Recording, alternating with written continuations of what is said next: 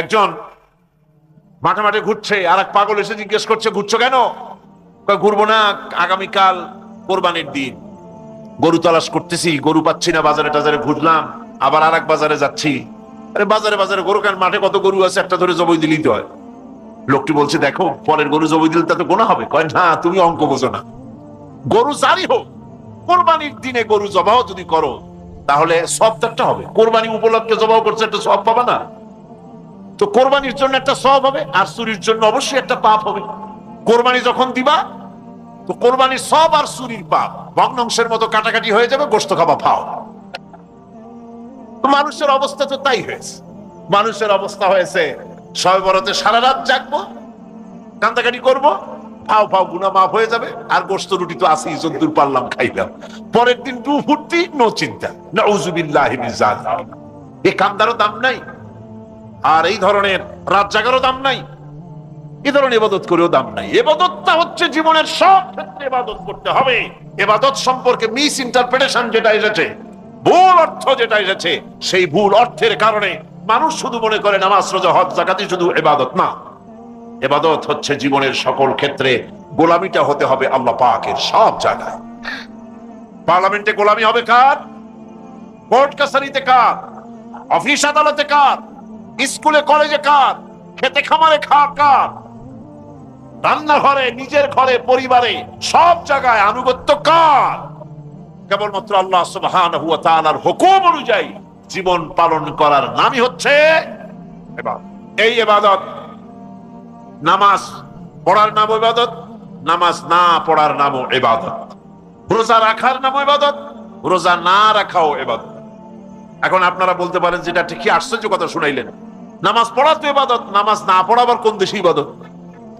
রোজা রাখা তো ইবাদত, রোজা না রাখা কোন দেশে ইবাদত? মূল কথা হচ্ছে 5 ওয়াক্ত নামাজ সময় মতো পড়বেন, তা তো আপনার ইবাদত হবে। কিন্তু সূর্য উদয়ের সময়, সূর্য ঠিক মাথার উপরে থাকার সময়, সূর্য ঠিক অস্তগামী হওয়ার সময় নামাজ পড়া জায়েজ নাই, সেজদা করা জায়েজ নাই, হারাম করা হয়েছে। সুতরাং এই 3 সময় নামাজ না পড়াটাই ইবাদত। সারা বছর রোজা রাখবেন, ইবাদত হবে। কিন্তু 2 ঈদের 5 দিন রোজা রাখা হারাম করা হয়েছে, ওই 5 দিন রোজা না রাখাটাই, তার অর্থ হলো জীবনের সমস্ত কাজটাই হলো ইবাদত হবে, যদি মুসলমান আল্লাহর হুকুম মাফিক তার জীবনকে পরিচালনা করে। আপনার চোখের চাহনিটাও তো ইবাদত হবে। সুবহানাল্লাহ। এই চোখ দিয়ে গুনাহ কামাই করা যাবে, আবার এই চোখ দিয়ে সওয়াব কামাই করা যাবে। যদি কোনো সন্তান তার মা বাবার দিকে ভক্তির নজরে, মহব্বতের নজরে যদি তাকায়, নবীজি বলেছেন একটা কবুল নফল হজের সওয়াব আমলনামায় লেখা যাবে। সাহাবীরা প্রশ্ন করেছেন, যদি কেউ 100 বার তাকায় তো কি হবে? নবীজি বলেছেন, আল্লাহ রাব্বুল আলামিনের নিয়ামতের ভান্ডার অফুরন্ত নিয়ামতের, সেখানে কোনো অভাব নাই। যদি কোনো বান্দা যদি তার মা বাপের দিকে দৈনিক 100 বার তাকায়, তো ওই বান্দার আমলনামায় 100 কবুল নফল হজের সওয়াব লেখা যাবে। তাহলে দেখা গেল চোখের চাহনি আপনার ইবাদত, আপনার ঘুম ইবাদত, আপনার চাকরি ইবাদত, আপনার ব্যবসা বাণিজ্য ইবাদত। তার মানে হলো আল্লাহর গোলামি, আল্লাহর হুকুম অনুযায়ী কাজ করার নামই হচ্ছে ইবাদত। ইয়াকা না'বুদু ওয়া ইয়াকা নাস্তাঈন। পড়েন সবাই, ইয়াকা না'বুদু ওয়া ইয়াকা নাস্তাঈন। আল্লাহ তাআলা একমাত্র তোমার গোলামি করি, তোমারই আনুগত্য করি, তুমি ছাড়া কারো গোলামি করি না, তুমি ছাড়া কারো গোলামি করি না। এখন দোকানদার নামাজের মধ্যে পড়লো ইয়াকা না'বুদু। ইয়াকা না'বুদু, না'বুদু শব্দটা হচ্ছে মুজারের সিগায় যায়। এর মধ্যে 2টা কাল পাওয়া যায়, বর্তমান আর ভবিষ্যৎ, 2টি কাল পাওয়া যায়। না'বুদু এই শব্দ দিয়ে বোঝানো হচ্ছে কি, আল্লাহ পাক এই নামাজের ভিতরে যেমন তোমার হুকুম পালন করে নামাজ আদায় করছি, যেমন নামাজের ভিতরে কিছু খাওয়া যায় না, বাইরে খাওয়া জায়েজ ছিল, নামাজ পড়ছি বলে খানাটা আমার জন্য হারাম হয়ে গেছে। কথা বলা জায়েজ ছিল, নামাজের ভিতরে কথা বলা হারাম করে দিলাম। এদিক ওদিক তাকানো জায়েজ ছিল, নামাজের ভিতরে এদিক ওদিক তাকানো বন্ধ করে দিলাম। তার মানে আমার জন্য চিরস্থায়ী, সব সময়ের জন্য আমার জন্য হালাল করে দেওয়া জিনিসগুলি এই নামাজের ভিতরে অল্প সময়ের জন্য হারাম করে প্রমাণ করে দিলাম। মাবুদ গো, এই নামাজের পরে চিরস্থায়ী হারামগুলি এইভাবে আমার জন্য হারাম করে নেব। ইয়াকা নাবুদু, নামাজটা পড়ছি যেভাবে করে নামাজের বাইরের জীবন চালাবো সেইভাবে করে। সেজদা দিলেই তো সওয়াব হয়। সেজদা দিলে কি হয়? সওয়াব হয়। যদি কেউ 5-6টা সেজদা দিয়ে দেয় এক রাকাতের মধ্যে, তো কি হবে? যদি কেউ নামাজ পড়লে তো সওয়াব হয়। ফজরের নামাজ যদি 4 রাকাত পড়ে তো কি হবে? মাগরিবের নামাজ যদি 2 রাকাত পড়ে অথবা 4 রাকাত পড়ে তো কি হবে? ইচ্ছে করে যদি এভাবে করে, ভুল করবে নয়, ইচ্ছে করে যদি করে, তাহলে আল্লাহর আইনের সঙ্গে বিরোধিতা করছে বলে সে বিদ্রোহী হিসাবে প্রমাণিত হবে। সুতরাং কথা হচ্ছে, নামাজের ভিতরে আয় আল্লাহ পাক ইয়াকা নাবুদু, এই নামাজের ভিতরে তোমার হুকুম মেনে যেভাবে নামাজ আদায় করি, নামাজের বাইরের জীবনটাও তোমার হুকুম মেনে পালন করব। এটাই হচ্ছে ইবাদতের মূল থিম, মূল আইডিয়া, মূল ফিলোসফি। নামাজ ইবাদত করতে হবে জীবনের সব ক্ষেত্রে। ফামান ইয়াকফুর বিত্তাগুতি ওয়া ইউমিন বিল্লাহি ফাকাদ ইসতামসাকা বিল উরওয়াতি আছে না, বরং দেখা যাচ্ছে অশান্তির দাবানল জ্বলছে, সাম্প্রদায়িক দাঙ্গা চলছে, মানুষে মানুষে হত্যা, জিঘাংসা ইত্যাদি চলছে। সুতরাং দেখা গেল ধর্মনিরপেক্ষ মতবাদ, পৃথিবীর যত মতবাদ আছে ব্যর্থ মতবাদ, তার ভিতরে 1 নম্বরে পুঁজিবাদ, 2 নম্বরে সমাজবাদ, 3 নম্বরে জাতীয়তাবাদ, 4র্থ নম্বরে ধর্মনিরপেক্ষতাবাদ। 4টি মতবাদ হচ্ছে পৃথিবীর জঘন্যতম, নিকৃষ্টতম মতবাদ, ব্যর্থ মতবাদ। পৃথিবীর মানুষের জন্য একদিনের জন্য কল্যাণ বয়ে আনতে পারে না। এই অশান্তিকে দূরীভূত করার জন্য পৃথিবীতে আসলো লিগ অফ নেশনস। পৃথিবীকে কিছু দিতে পারলো না, ব্যর্থ হলো।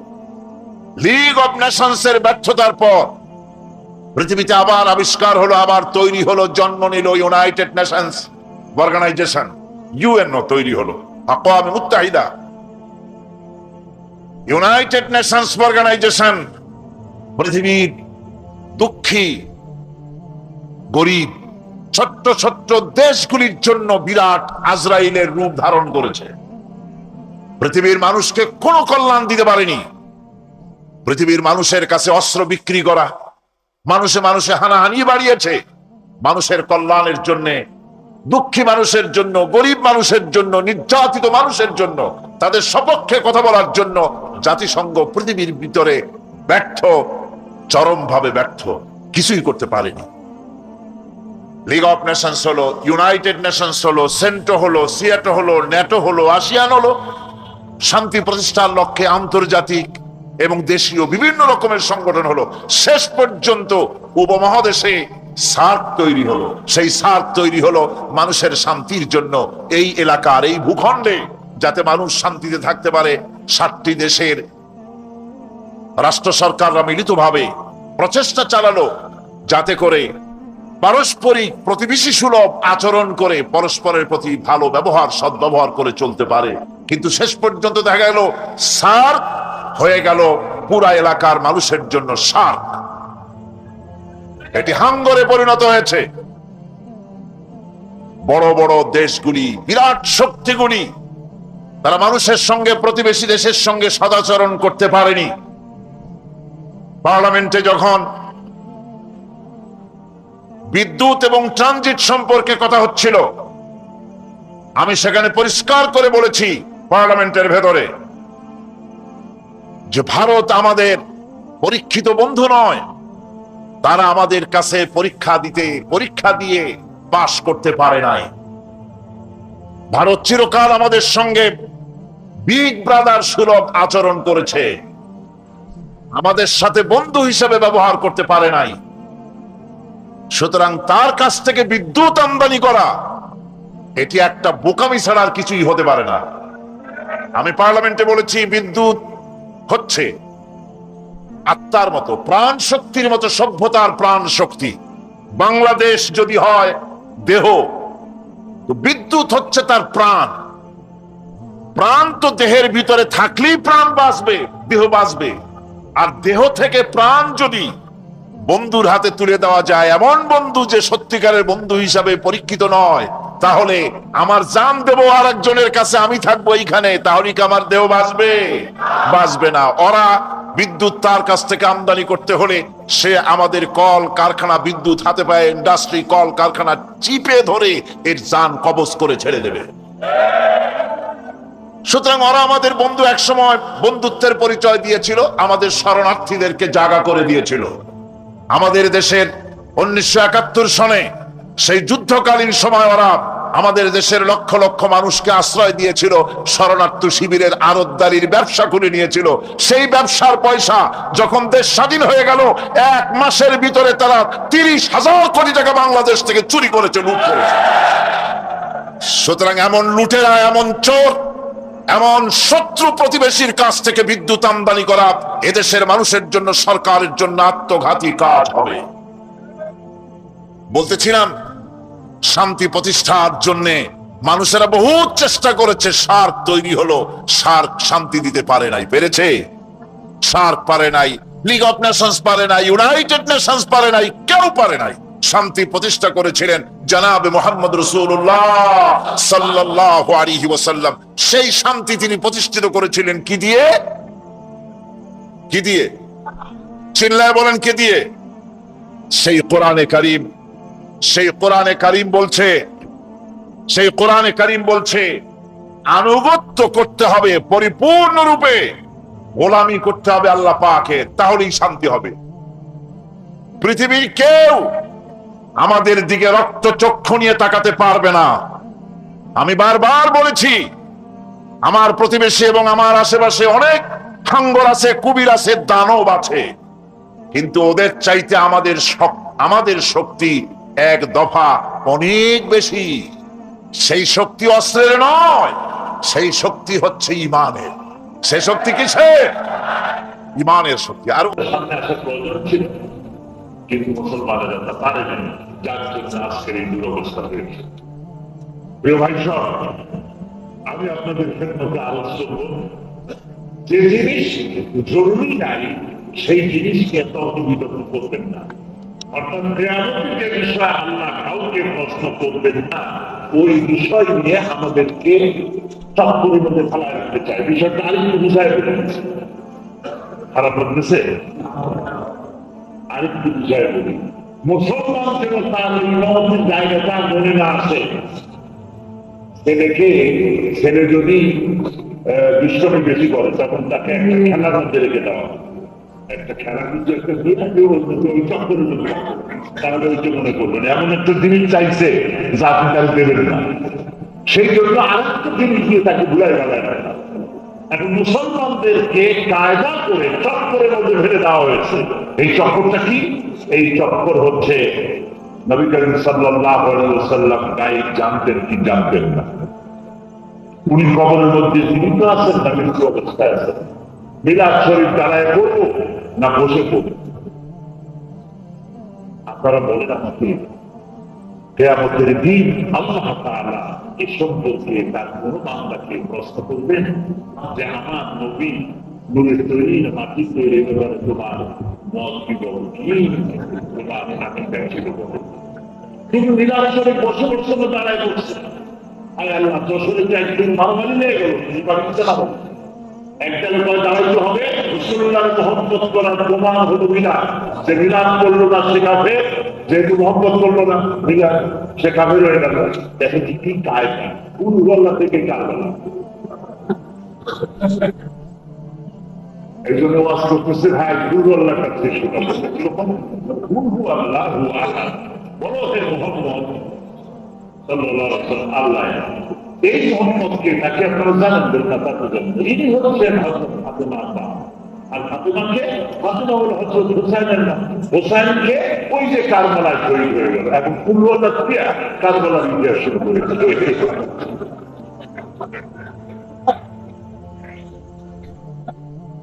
একটা চক্করের মধ্যে ফেলে দেওয়ার জন্য মুসলমানেরা যেন তাদের নেতৃত্ব বুঝতে না পারে, তারা যেন মিডিয়ায় না আসে, তারা যেন নেতৃত্বে না আসে, তারা যেন পলিটিক্সে না আসে, পলিটিক্সকে হারাম করা হয়েছে। পলিটিক্সের মুসলমান এটা আলমীরা করবে কেন? চোরেরা করবে, মাসুলম্যান এন্ড মালিকম্যান ওরা করবে রাজনীতি। আর যারা আলিমুল রাজনীতি করবে, আরে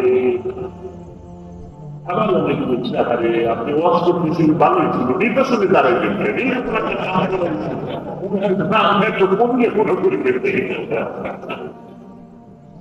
তাই বললাম আমার রসুল যদি না করতেন আমি এইখানে আসতাম, একেবারে তওবা করে ঘরে বসে থাকতাম। যেহেতু আমার রসুল করেছেন মানুষকে খানকার মধ্যে বন্দী রেখে আর কিছু মাসাইলের চক্করের মধ্যে দুনিয়ার এত বিরাট শক্তি 600 কোটি মুসলমানের মধ্যে 600 কোটি মানুষের মধ্যে 150 কোটি মুসলমান, সুবহানাল্লাহ, 150 কোটি মুসলমান, কি বিশাল শক্তি তাদের, অর্ধশত রাষ্ট্র যাদের হাতের মুঠায়, পৃথিবীর অর্ধেকেরও বেশি সম্পদ তাদের হাতের মুঠায়, তারা মিলাদ নিয়ে ব্যস্ত হয়ে মারামারি হয়ে একদল বললো যে যারা এটা করবে না তারা কাঁদবে, শুধু কাঁদবেন ওই কাঁধের মরে গেলে ওর কবরে যদি ঘাস হয়, ওই ঘাস যদি কোনো গরু খায় সে গরু কাঁদবে। এখন কিছু তো দাঁড়াই আর যারা মজবুত আমরা তারা বসে থাকি। একজন বুড়ো মানুষ লোকেরা জিজ্ঞেস করছে যে বুড়া মেয়ে চাচা অর্ধেক বসা অর্ধেক দাঁড়ানো আপনি রুকুর ভালো তো কেন? ভাই বুড়ো বসে কোন ধরনের কি খবর সে আমি রুকু দিয়েছি।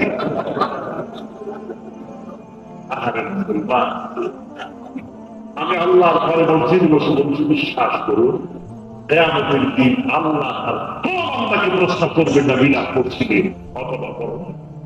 রাসূলুল্লাহ ইন্তেকালে 600 বছর পরে এই বিরাদের আবিষ্কার হয়েছে, বক্তব্য ছিল।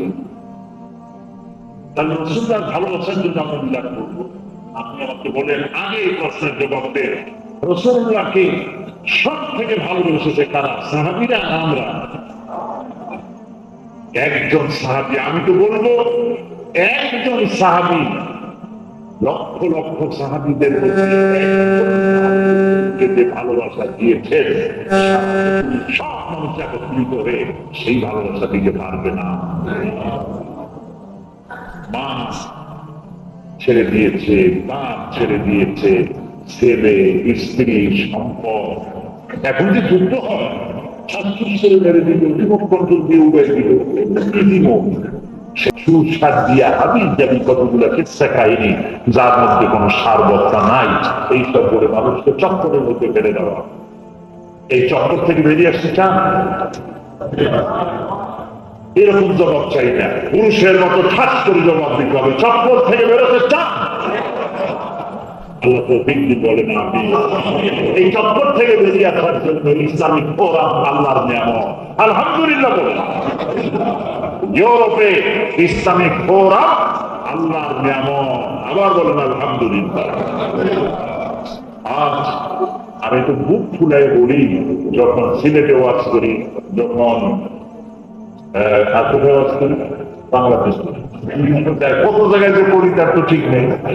আমি বুক ফুলাই বলি যে আমাদের এই ঢাকা, সিলেট, চট্টগ্রাম, খুলনা শহরে বন্দরে চলতে গিয়া যত বোরখা করা মেয়ে লোক দেখা যায়, East London, Whitechapel, Green স্ট্রিটে এর থেকে বেশি বোরখা করা মেয়ে লোক দেখা যায়।